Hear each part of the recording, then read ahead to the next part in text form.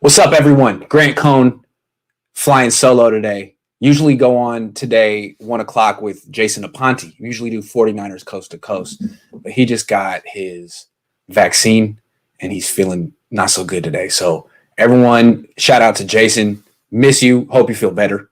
I'll just be by myself today. I'm going to go through basically my thought process of how I prepare for off-season stuff. This is my favorite. I think I like covering the offseason more than the actual season because I'm like one of 10 people who gets to watch it. And I think I'm good at describing it and judging it. And I have a lot of experience. So we'll talk about it. First, though, I want to do a little Twitch thing. I'm not streaming on Twitch now. I just became an affiliate on Twitch this morning. I was so excited. I put in all my financial information. Then my wife texted me like at 8:30 in the morning. She's like, you can't stream simultaneously on YouTube and Twitch if you're an affiliate on Twitch, right? I was like, no. She said, yeah, you can't do that. What do you mean?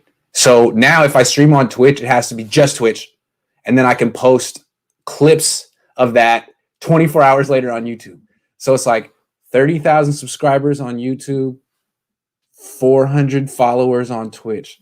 Okay, so what do I do with Twitch? I don't know. But I guess I'll have to take a little time out of my day each day to just go on Twitch and shoot the breeze with you guys. I don't know. I'll have to figure it out. But what I'm going to do is at 3 o'clock, I'll go on Twitch. And if you're a Twitch enthusiast, you want to talk to me about how I can make that work and what you want to see from me on that platform, well, we can do it. So I'm going to need your help. It's going to be a Q&A. I ask you about Twitch. You ask me about the Niners. Fair? Okay, that's enough of that. Let's talk OTAs, mini camp, training camp, the Niners. I think this is going to be the most exciting offseason that I've ever covered. Yeah, last second sports. Oh, damn, for real, that sucks. Yeah, it really sucks. I thought it was going to be as easy as just like another distribution channel. Hey, I'll just throw some stuff on Twitch and get more money for the same work. Wrong. So I have a new community, but I have to build it up and blah, blah, blah, blah, blah. So I don't know. I'll go on. And if you guys want me to do it, explain to me why there's value over there. All right. Because I've never used that thing. Anyway, the Niners offseason. I think it's going to be the most interesting one I've ever covered. Coming in with Harbaugh was very interesting. There was never a full-blown quarterback competition between Alex Smith and Colin Kaepernick. It never got to that point.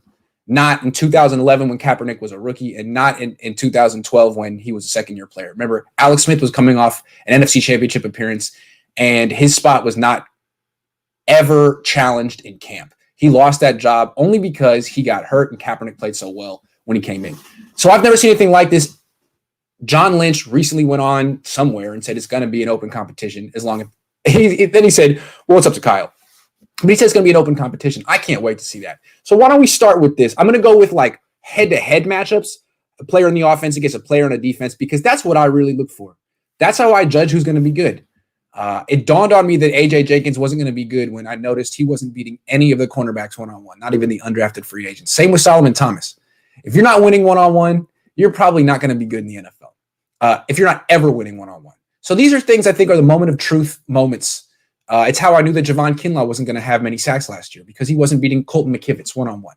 So I'm going to talk about those matchups, but first I want to talk about the quarterback competition. They won't face each other head-to-head, but it's the main competition thing that we're going to be talking about. So here's why I feel like Jimmy Garoppolo has a leg up in this particular competition. I've lived through this. I've covered Alex Smith against Colin Kaepernick, and there are similarities between Alex Smith and Jimmy Garoppolo, and similarities between Colin Kaepernick and Trey Lance. Of course, there are differences as well. But here's the similarities. Practice is more set up for Alex Smith, Jimmy Garoppolo to look good. Because when they're playing well, they're executing from the pocket. Right? I mean, especially Jimmy. Jimmy's not going anywhere. He can't scramble. He can't move. So practice, when there's no need to escape the pocket, run away from a pass rush, just stand there and throw the ball, that's good for Jimmy. Now, it could be good for Trey Lance too, but when Trey Lance is really going to show all the things that make him unique, it's going to be in a real game where he can have those second reaction plays. Play breaks down, it's still alive. He keeps it alive. He scrambles. He does the kind of stuff that Russell Wilson does. He's not going to be able to show that kind of stuff in practice very much. And I say this from experience. Colin Kaepernick always looked worse than Alex Smith in practice. In terms of executing the offense from the pocket, Alex Smith was better in practice. Probably in games too. Just was. And it was funny, Colin Kaepernick would attempt to scramble in 11. He would do it. He would scramble in 11 on 11s, and there's no tackling. He would get 10 yards, you blow the whistle, and it's like, okay, you gained 10 yards, but you didn't really practice the play. The wide receivers didn't get a feel for you, the timing, the throw. It was just you. And in year 2, when he was supposed to be making a push to become the starting quarterback, he was doing that stuff again. And I'll never forget Carlos Rogers in particular laughing loudly at Colin Kaepernick on the sideline and then yelling across the field, "We came to see you throw, Cap." Meaning, we know you can do that. We know you can scramble, but if you're ever going to take this job away from Alex Smith and become the franchise quarterback of this Super Bowl contending veteran team, you got to prove it from the pocket. And he never did in practice. Now, he did it. He had a great debut on the field, but there's a reason there was never a real competition. He didn't earn it in practice. It didn't look that good for Colin Kaepernick in practice. And that's because practice always favors the pocket quarterback. You just can't it's useless for the rest of the team for you to scramble in practice. But in games, that's great stuff. You want them to scramble, the second reaction stuff. So if it's even-ish, if you're saying like, in practice, there's really no difference between Jimmy Garoppolo and Trey Lance, that's a good thing for Lance. Because that means when the games come around, he should look a whole lot better than Jimmy Garoppolo. Because there'll be all that athleticism stuff that Trey Lance can do that Jimmy Garoppolo can't. So that's what I'm going to be looking for. I'm almost grading Trey Lance on a curve because this setting isn't built for him. I remember 10 years ago, Scott Tolzien looked better in practice than Colin Kaepernick. Does that mean Scott Tolzien was a better quarterback than Kaepernick? No. You got to remember that the best assets of Trey Lance aren't being featured in these practices. So if he's holding his own as a pocket quarterback in practice with Garoppolo, that's amazing, especially for a 21-year-old. So what I like to do is I'll chart all completions, incompletions, touchdowns, interceptions. Now, touchdowns aren't as important because that can be inflated by which quarterback gets more reps in the red zone. If one guy gets to throw 15 passes in the red zone and one guy gets to throw 5, well then, maybe you should go by touchdown percentage or something like that. Interceptions are key though. I want to know which quarterback throws the most picks, which guy fumbles, which guy has the most turnover-worthy plays, who makes the best decisions, who's the most accurate, that kind of stuff. So that's what I'll be looking for. But keep in mind, if Trey Lance keeps it even, that's a great sign that he might be better than Jimmy because these kind of quarterbacks don't look – I was not say they don't look great in practice, but they can look way better in games. Way better in games. So if he looks good in practice, that's good. Let's move on. Brandon Eyuk and Jason Veret. Now, they went up against each other last year in one-on-ones, but Jason Veret was slowly building his body up and really wasn't himself until week 3 or 4 of the season.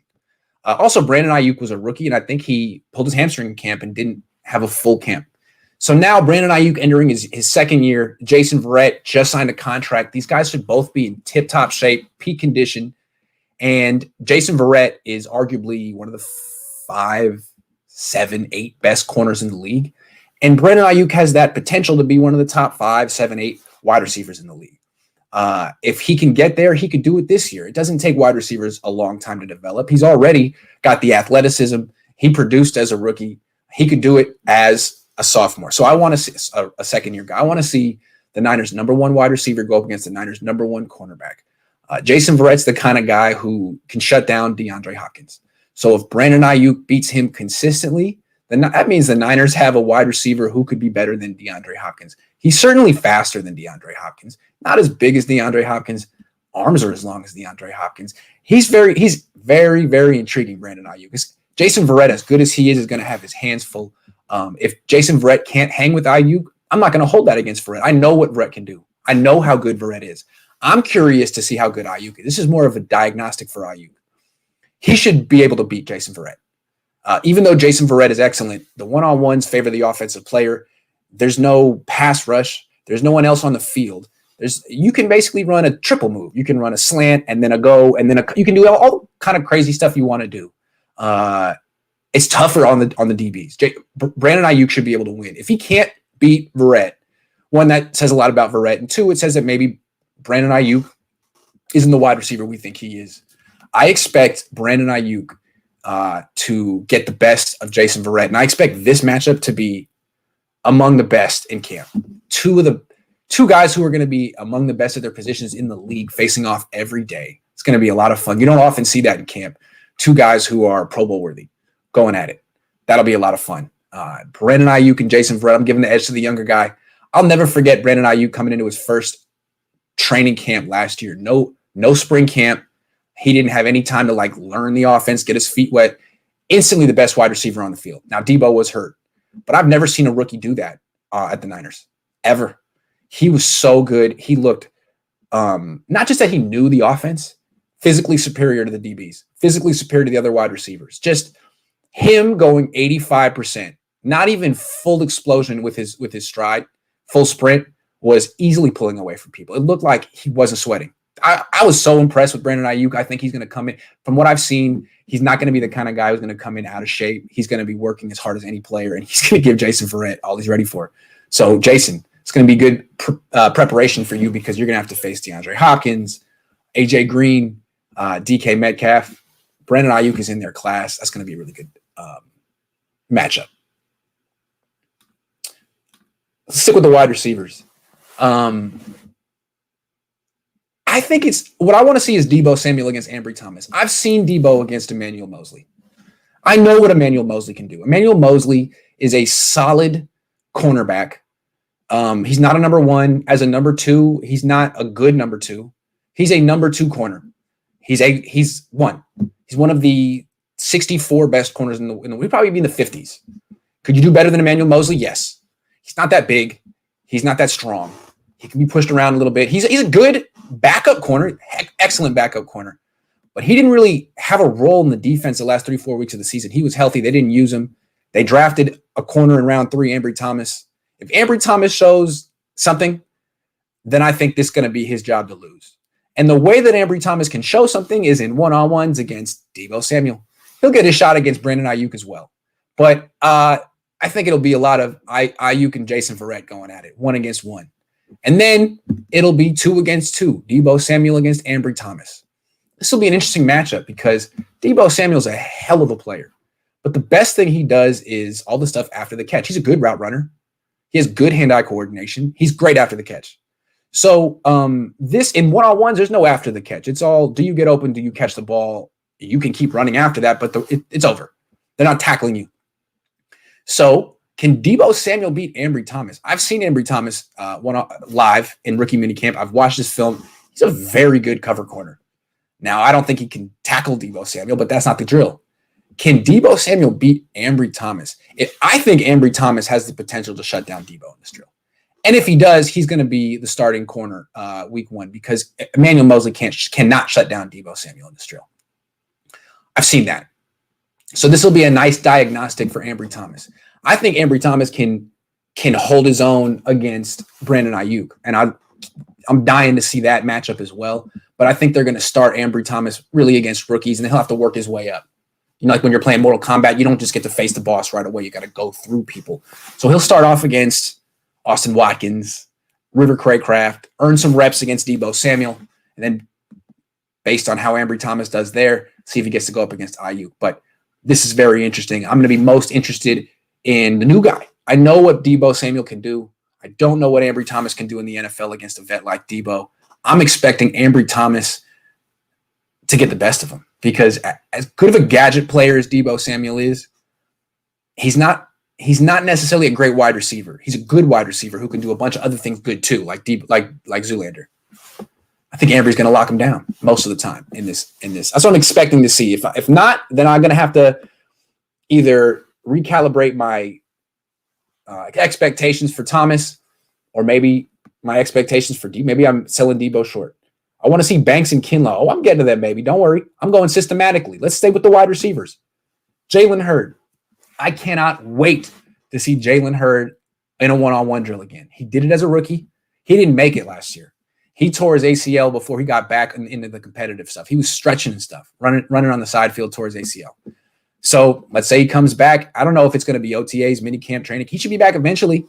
And at that point, he's going to have to go against – he's not just going to be strictly in the slot either. I saw how they used him as a rookie. They've had him outside. In the one-on-ones, it's not like he's going against linebackers and safeties. He's playing wide receiver and going against corners. So who's he going to go against?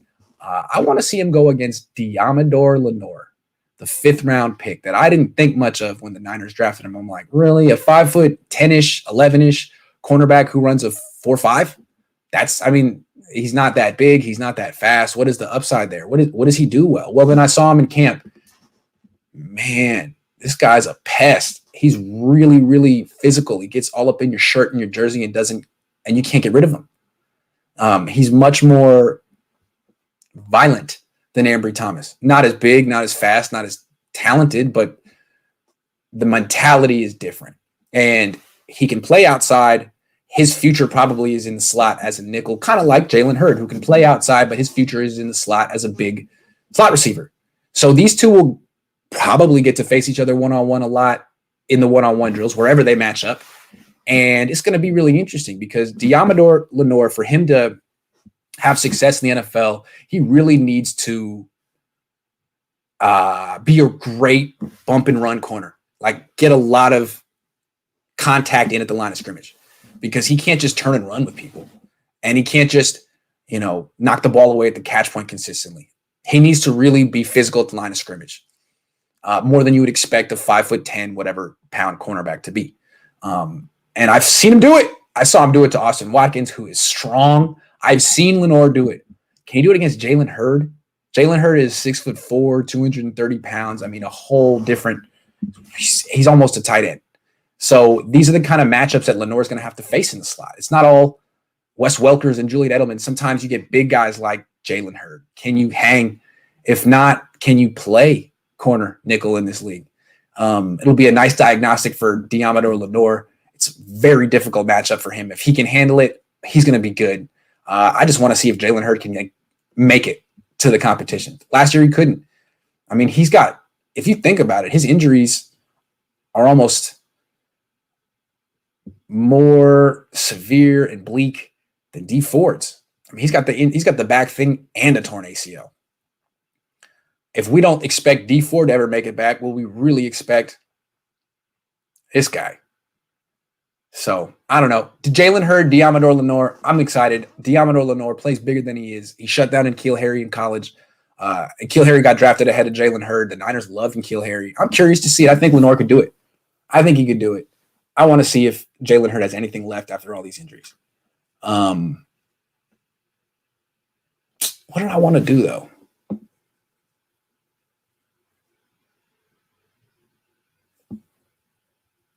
Okay. How about this one? Marquis Lee and Kaijuan Williams. Now, Kaijuan Williams against Jalen Hurd is not really fair. Kaijuan Williams is about 5'9". He gives up 7 inches to her. That's a terrible man-to-man matchup. I don't think you'd want to put Kaijuan Williams on Hurd. But you could put him on Marquis Lee. Marquis Lee's 5'11". Kaijuan Williams is 5'9". Marquis Lee is the second in line slot receiver if Jalen Hurd can't go, and Jalen Hurd probably can't go. So that leaves Marquis Lee. He played really well at the rookie minicamp. What can he do against Kaijuan Williams, a starting slot receiver who specializes more in tackling, blitzing, zone coverage over man-to-man coverage? I actually think Marquis Lee is going to do very well in this. I think this is how Marquis Lee is going to make the team. In the one-on-one drills, I think he's going to win most of the time against Kaijuan Williams. The Niners think Kaijuan Williams is a baller. They think he's one of their better players on defense. If Marquis Lee can show that he can beat Kaijuan Williams, it'll show that Marquis Lee kind of has a little Jason Verrett in him, that he's regained the talent and promise he showed when he was a high second-round pick, and he just needed some time off. Had a lot of injuries, but he didn't play last year. I think he's played like a few games the last 4 years. He's really had time to get healthy and fresh, and he is. So I think Marquis Lee against Kaijuan Williams. Now, Kaijuan could shut him down, and then we'll never hear another word from Marquis Lee. It's like he never existed. But I'm expecting Marquis Lee to make the team this way by beating Kaijuan Williams in the one-on-one drills, because Marquis Lee's a little bit bigger, a little bit quicker, a little bit faster. I was curious to see what he'd look like after all those injuries. He looked great at rookie minicamp. Keep your eyes on Marquis Lee. Now, hold on. Let me switch something around here. Just a second.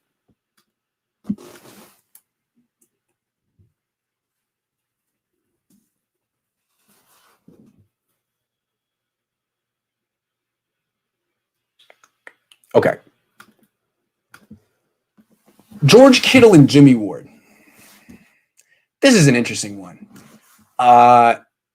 Jimmy Ward is the Niners' best cover guy who's not a corner. When it comes to covering a slot receiver or a tight end, you want Jimmy Ward on that guy. And so if the Niners were facing the Niners on key third downs, I think you would have to put Jimmy Ward on George Kittle. Kind of the way that the Chiefs would put Tyrann Mathieu on George Kittle. So I've seen this before in the past. It's usually Jakoski Tart against George Kittle, and that's a surprisingly even matchup. George Kittle, kind of like Debo, so great after the catch, also good before the catch, but better after the catch. It's a really good matchup between George Kittle and Jakoski Tart. Tart holds his own. I'd like to see Kittle on Jimmy Ward. Ward's smaller, but if he can get some practice against George Kittle this year, imagine all the different ways that DeMeco Ryans could use Jimmy Ward during the season. If you can get Jimmy Ward a bunch of reps against George Kittle in camp, there's no one more difficult to face in the NFL. Now you could actually have Jimmy Ward as a weapon in man-to-man coverage. Now, Warner, with what I've noticed in these one-on-ones is usually the safeties cover the tight ends and the linebackers cover the running backs. That's usually how Shanahan does it.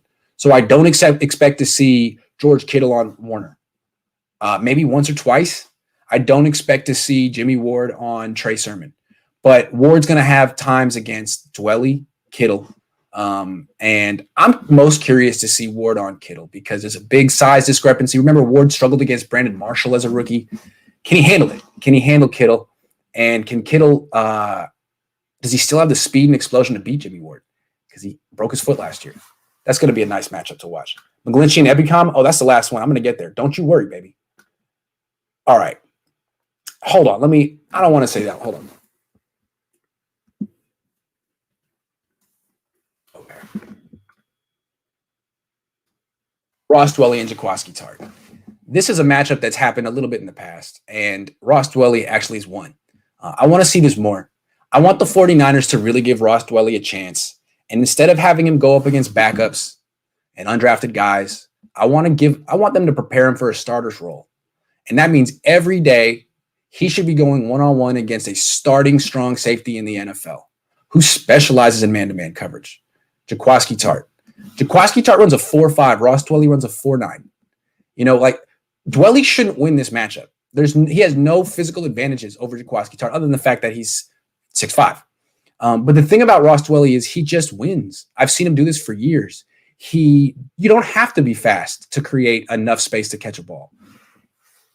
He has a little bit of shake and finesse at the top of his route. When it comes to him making a break, whether it's a 90-degree cut, a 75-degree cut, a stop route, he just has a little shoulder fake, a little head fake, a little jab step.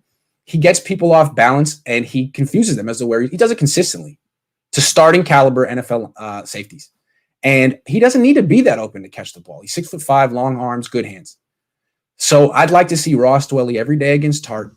And if he wins, then that gives the 49ers all the reason to actually give the ball to Dwelly. Test him. He's been on the team for years. He always does well with the little opportunities he's given. Test him. Make him go against Jakoski Tart every day. And if he can't handle it, then you know he's not a number 2 receiver in the NFL, but he can. He'll give Jakoski Tart all he's worth. And the thing is, Jakoski Tart, he'll feel like he's there. He's in his hip pocket. Boom, he catches the ball. That's Dwelly. So I really am looking forward to the Jakoski Tart Ross Dwelly matchup. I look forward to it every year. This is how I initially noticed that Ross Dwelly is good. I was like, who is that 82 that just worked 29? Oh, the undrafted free agent. Wow. That's amazing. That's the thing. Like, you can watch Ross Dwelly at USD and be like, I don't know. I mean, he looks good here, but how do I know how this is going to translate? You watch him in a one-on-one drill against Jakoski Tart and he's winning consistently. Well, boom, there you go. Not that hard to figure it out. He can win one-on-one against a good safety in the league. So that's one of my favorite every year. All right. Now let's go to the linebackers. The linebackers cover the running backs in camp. And the way the running backs are used, they do a lot of those option routes where they go up and then they'll cut in or out, or they'll do wheel routes where they just run deep from the backfield. A lot of that kind of stuff. the Niners have been trying to incorporate the running back deep throws for years because Jimmy Garoppolo is such a bad deep ball thrower to the wide receivers outside the numbers. They're trying to get ways to get him down the field. Usually it's to use check, the fullback leak, or to the tight end Kittle over the middle. But they've been trying. I mean, one more way to do it is to a running back. They haven't really had a running back who can catch the ball like that. It was supposed to be McKinnon. That guy was so slow last year. They kind of X'd it out of the playbook. But Trey Sermon, he's not really going to be the guy running the wheel routes. He'll be the guy running the Texas routes, the option routes, the quick out route, in route, those kind of things. And he's going to be going against Fred Warner. That's going to be a great matchup because Trey Sermon is going to do better than people expect. Fred Warner is the all-pro. He's the leader of the defense, the best player on the defense. He does so many great things. But in man-to-man coverage, he's not quite as good as Tart or Ward. He's bigger. Maybe he was a few years ago, but he's 240 pounds. He's a big guy now. And he can changing directions a little bit more labor than it was. And then it is for 220-pound Tart and 200-pound Ward. So him going up against Trey Sermon will be interesting. Trey Sermon's a lot like Jeff Wilson Jr., but better, more athletic. I saw Trey Sermon run a Texas route, like the Roger Craig route where you fake to the outside, come back over the inside like a slant from the backfield. I saw him run one of those in rookie minicamp and make Justin Hilliard, the undrafted free agent linebacker, fall to the ground. It was embarrassing. So can Trey Sermon do that to Fred Warner? Probably not. But Trey Sermon can make him look foolish if Warner's not ready. He can win if Warner's not ready. I'm not going to look at this one-on-one matchup and say, geez, Warner's no good anymore. Warner's a beast. Warner's one of the best. But if Sermon can beat him, it's going to bode really well because just drafting a running back for his running in 2021 isn't really – you can get good runners late. Like Elijah Mitchell could be a good runner. But if you're getting a guy in round 3, he needs to have value in the passing game. Got to be able to throw him passes. He has to be able to get open. Not just stuff that the coach creates for him, but like win one-on-one the way Jeff Wilson Jr. can. Or, Alvin Kamara. I think Trey Sermon can. And if he can do it against Fred Warner, then you'll know it. That'll be the ultimate test. Trey Sermon against Warner, he won't get that matchup right. Rookies have to earn it. So he'll have to go against other rookies first, and he'll destroy them, and then he'll get Fred Warner eventually. That'll be the moment of truth. Can't wait to see that. Then the other running back against the other starting linebacker, Elijah Mitchell against Dre Greenlaw. I've seen Elijah Mitchell. He's not as shifty as Sermon. He's not going to make anyone fall down on a Texas route, on an in-breaking option route from the backfield. But Elijah Mitchell is fast. He runs a 4.3. So he can run those speed outs if he's in the backfield and you got a linebacker and it's ball snapped and it's a race to the sideline, quick throw, he'll beat that linebacker, turn up field, make it a big gain. Simple. So he can do that. Or he can run the wheel route, which is what he did in the one-on-ones against Justin Hilliard.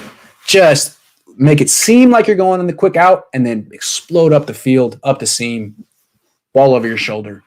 That's what Elijah Mitchell can do.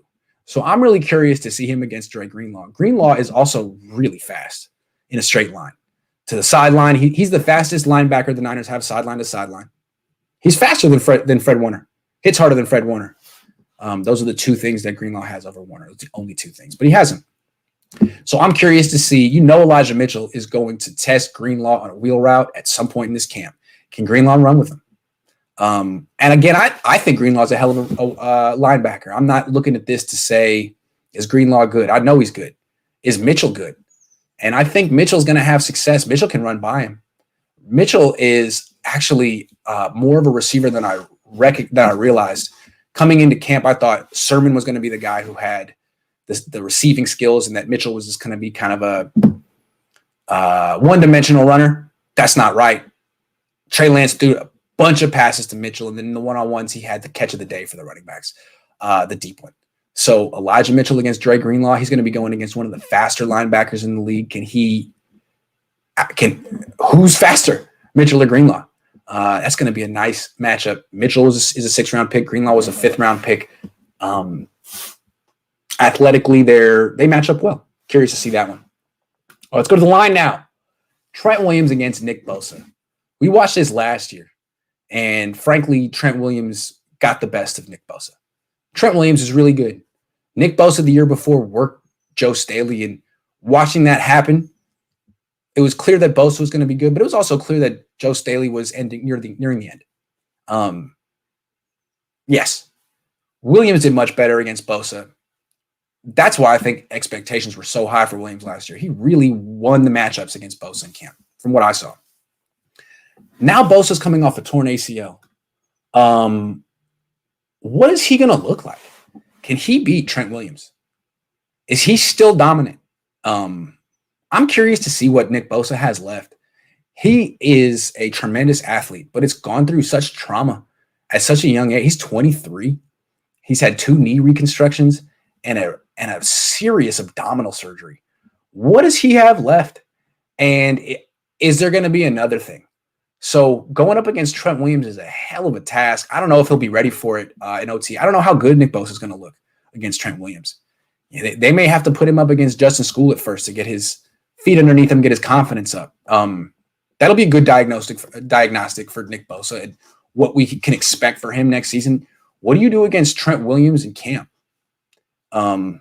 Because I think no one knows what to expect from Nick Bosa. I think Niner fans hope that he's going to pick up where he left off and he'll have another 2019 season. Yeah, I think the Niners hope that too, and there's a possibility that could happen, but I think we'll have a really good idea of whether that will happen as soon as we see him in one-on-ones. Now, if he's in one-on-ones, in OTAs, and it doesn't look that great, well, it's not even a full year removed from the injury. But if it's early August and he's, not getting around him, not winning, that's something to talk about then. That'll be something to watch. And then if Nick Bosa isn't back, who else could Trent Williams face? Arden Key, Jordan Will, a bunch of guys who can't do anything against him. So I hope Nick Bosa's there. Okay, Laken Tomlinson against Javon Kinlaw. Personally, I think the Niners should move Laken Tomlinson to the right side and put Aaron Banks at left guard because Aaron Banks played left guard in college. He looks like he has the skills to be a high-level left guard for a long time. And instead of having him play right guard as a rookie and then move to left guard in 2022 after Laken Tomlinson moves the team, why don't you just put Aaron Banks in the left side now and move Tomlinson and then replace Tomlinson next year? Move the vet, not the rookie. But maybe the Niners want Banks to play on the right side long term. I don't know. Maybe they feel like Banks is the kind of guy who will help Mike Mcglinchey. Although I wouldn't make the decision on where to play a young guy based on, what Mike Mcglinchey needs. Like, forget Mike Mcglinchey. But okay, let's for now say for all indications is Banks going to be on the right. So if Tomlinson's on the left, that means he's going to be facing Kinlaw a lot, both in team drills and one-on-ones. And I'll tell you, Tomlinson schooled Kinlaw last year, schooled him to the point where Tomlinson had to go into press conferences and praise him, be like, yeah, I'm kicking his butt, but he's really showing promise. Don't be fooled by how badly I'm kicking his butt. There's actually, I'm going to say some nice things, but it was very generous and kind-hearted of him. But he made Kinlaw look like a novice, like he'd never rushed the quarterback in his life. And then Kinlaw went up against guys like Colton McKivitz and struggled too. So it's a good I want to see something from Kinlaw. Tomlinson's to me, he's a subpar guard in the league. He used to be decent. Now he's less than decent. And he's got 1 year left in his deal. He's getting older. Kinlaw should beat him. Come on, man. It's just Laken Tomlinson. The problem with Kinlaw is his whole life he's been winning by just being bigger than people. 6'5", 320. I'm going to push you around. Well, Laken Tomlinson isn't great, but he's big too and experienced and strong. So you got to beat him with some actual technique. DeForest Buckner could beat him in his sleep. In his sleep. Laken Tomlinson had nothing to offer DeForest Buckner. So if Javon Kinlaw is ever going to approximate that, I'd like to see it this year. Of course, I'd like to see Kinlaw also beat Jalen Moore, Colton McKivitz, because I wasn't seeing him beating anyone consistently last year. This is a big one for him. If he's got anything, he's going to show it this year against Tomlinson. That's a subpar guard, year 2 for Kinlaw. You're not just going to overpower him. You got to have some moves, have a plan, because he didn't have a plan last year. I'm definitely looking for that, and I'm going to report that early. Let's see what you got, Javon. It's year 2. You've been practicing. You've been building up all year for this moment.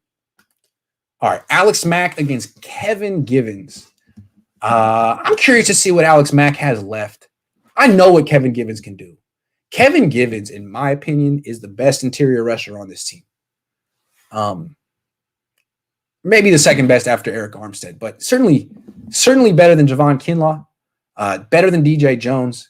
He's not like Aaron Donald, but his style is like Aaron Donald. He's about 285 pounds, 6'1", really low to the ground, hard to block, explosive, strong, just like a little bowling ball. He really gave Daniel Brunskill, Hronis Grasu all kind of problems last year. Is Alex Mack an upgrade over those guys? Alex Mack's going to have his hands full. Alex Mack 6'5", Kevin Gibbons 6'1". He's going to have to get real low. He's going to have to handle a really explosive, strong man. Kevin Gibbons isn't even a starter in the NFL, but he's a handful, and I'm curious to see if Alex Mack can handle him. Because my biggest question with this offseason and this offense is Mack. The Niners have $17 million in cap space. There were better centers available. Corey Linsley, a bunch of guys that were more expensive and younger. Mack's going to be 36 this year. They went with him because he's a little bit cheaper, older, and he knows the system. Okay, well, knowing the system isn't going to help you out in one-on-ones. Let's see what you got against a backup nose tackle in Kevin Gibbons, who I think is pretty talented. But, I mean, he's no more talented than any other guard that's nose tackle than Mack's going to have to face on Sunday. Other guys I want to see him face: Maurice Hurst, Zach Kerr, Contavious Street. What you got, Alex? I know these are young, good athletes that really are just backups. So I'm really curious to see how Alex Mack handles the Niners' supercharged, Chris Koserick-led defensive interior. All right, this is going to be a good one. Aaron Banks against Arik Armstead. Now, initially I was thinking it was going to be Banks against Kinlaw, but if Banks is the right guard and Kinlaw is the 3 tech, then they're going to be playing on different sides, and the Niners basically preserve the matchups that they're going to – I mean, if you're going to be facing so-and-so in 11-on-11s, then they're going to have you face them in one-on-ones. So if it's Aaron Banks at right guard, that means he's going to be going up against Arik Armstead on third down when Armstead becomes a defensive tackle and rushes from that side. I want to see that because Arik Armstead, I mean, I can be critical of him. He's also a phenomenal player in these one-on-one drills. I've seen him for years. He's he's different than Buckner. Buckner wins, and it's like, man, they didn't even touch. He's 6'8", and the offensive lineman didn't even touch him. He just has this little swim move, and it's like 6'8", 300 pounds, and you couldn't touch Forrest Buckner. Okay. Armstead isn't trying to avoid contact. Armstead just knocks into you, and it's not like he stands up straight. He's 6'8", and he gets underneath you, knocks into you, helmet to helmet, and fork lifts you off the ground. I mean, he's not even really concerned about trying to get to the quarterback like Buckner is. He's just trying to embarrass you, physically dominate you. He does it too. That's why Nick Bosa said a couple of years ago he was so impressed with Arik Armstead as a rookie. He'd never seen anything like it. Yeah, Armstead he can really punk you. He can do it.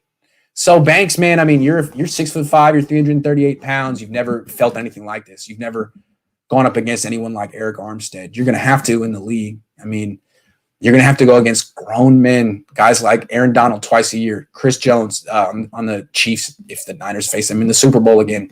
What you got, man? Arik Armstead's going to bring it, and he's going to try to show you up, and he might be able to. So I'm really curious to see that one now. Maybe they'll put him against Lake and Tomlinson. Here's the thing: the Niners sometimes can be cautious with their rookies. If they don't feel that Aaron Banks is ready to face Arik Armstead, they won't have this in one-on-ones because they don't want Aaron Banks to get obliterated and have me and all the writers say second-round picks looking bad. So they'll start him off against, Kinlaw if he's not ready. But if he does go against Armstead, that's a good sign. It means that the coaching staff thinks he's ready. And if he holds his own against Armstead, that's a great sign. Because as strong and violent and as Armstead is, there's a lot of defensive tackles who are better than him in the league. So it's kind of like a, baptism by fire, coming of age, whatever cliche you want to use. It's going to be tough, But it's going to be, I mean, there's a lot of defensive tackles who are even tougher. So if you can't handle Armstead, it's not going to look good for Aaron Banks' career. If you can handle Armstead, that's a great sign. That's a terrific sign because I can't remember the last guard the Niners have had that could handle Armstead. I don't think they've really had a guard that could handle him since he's been here. But they haven't really invested in that position since, Mike Iuke, Alex Boone? So it'll be interesting to see if this guy, Banks, is the real deal. I mean, it's not like he has a lot of – he's not going to have to worry about moves. It's just 6'8", 300-pound Eric Armstead coming for him. Bull rush, the most powerful bull rush you've seen ever in your life, Aaron Banks. Let's see how you do. Last matchup that I'm looking at, Mike Mcglinchey and Samson Ebukam. A lot of people say, playing next to Aaron Banks is going to help Mike Mcglinchey. Having Alex Mack do the line calls is going to help Mike Mcglinchey. Yeah, but in these one-on-one matchups, none of that's going to matter. It's just, what do you got, man? How quick are you with your kick slide? How strong are you with your anchor when you get knocked in the face, in the chest?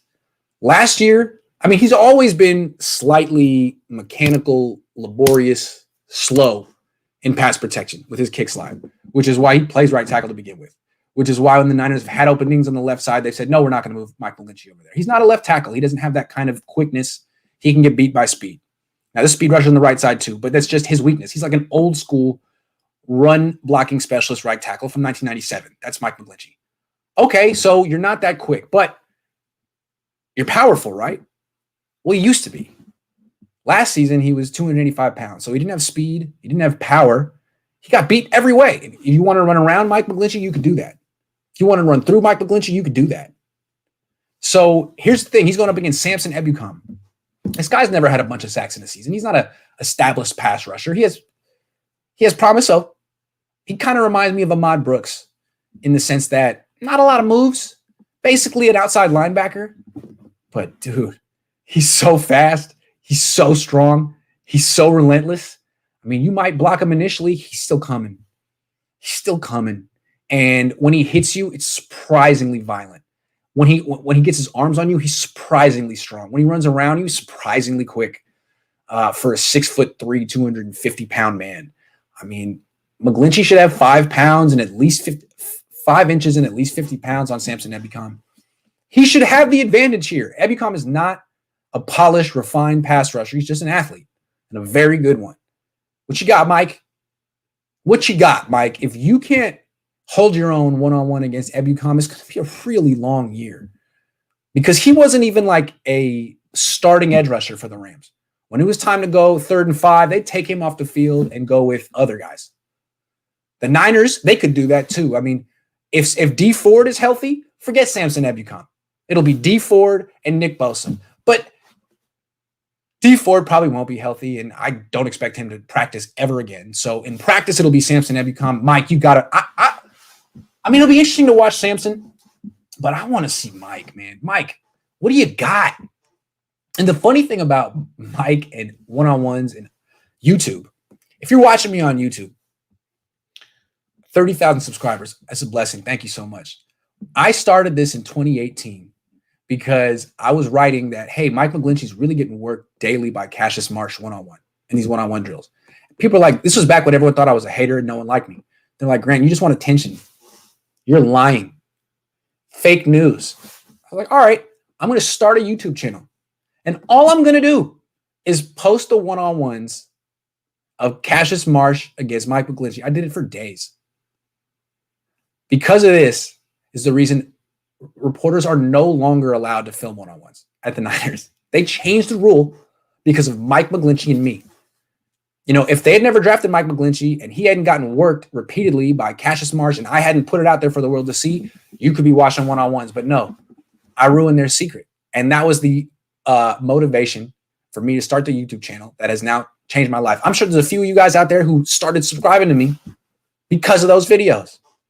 So, look, this is a guy in Mcglinchey who has gotten worked in the past by Sheldon Day at Notre Dame. You've seen that video. I mean, his rookie year, he made Cassius Marsh look like Von Miller every day. Every day. He made Cassius Marsh look like Lawrence Taylor mixed with Alden Smith, mixed with God. That's how good Cassius Marsh was when he faced Mike Mcglinchey. And then, D Ford, he didn't have to break a sweat. So I'd like to see what Mike Mcglinchey's got against Samson Ebukam. Who's better than Cassius Marsh? That's it. That's all I got.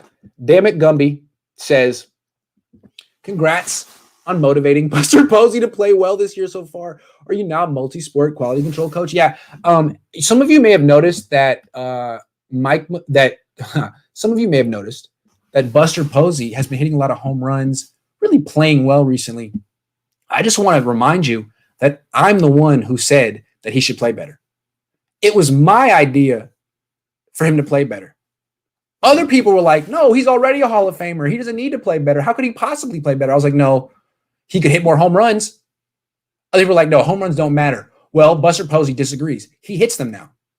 He could go up there and not hit them, but he's like, you know what? Grant was right. I was going up here, trying to hit it up the middle.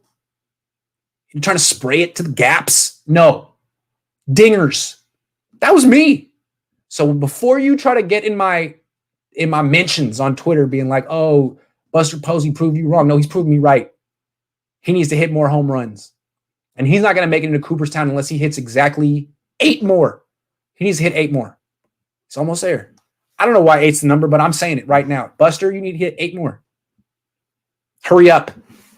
You're welcome. I'm good at this. This is what I do. I make sure all the teams in the Bay Area play better. Usually the ridicule works. It worked for Buster Posey. I went so hard at Buster, he took a year off from the sport. He opted out last year. Why do you think he opted out? Because of me. He had to get his mind right. Come back strong. You're welcome. All right, guys. That's my little OTA preview. You see how I think about these things. And I will follow this up. When these things start, I will report back on these one-on-one matchups. And you'll get a feel for who's the real deal and who ain't. I'm going to go live on Twitch at 3 o'clock. If you want to join me, it's Real Grant Cohn. Follow me, subscribe. I'm an affiliate. I don't even know what it means. I'm going to go there and ask you questions about Twitch. How does it work? Who wants to help me? Do you want to be a moderator? What is a moderator? What is an emote? Who can make those? And then you can ask me questions about the Niners. I don't know. Maybe I'll get a hot tub. Maybe I'll do it from a hot tub. Twitch makes no sense to me. Someone who's 13 explained it to me like I'm 5. See you guys at 5. See you guys at 3.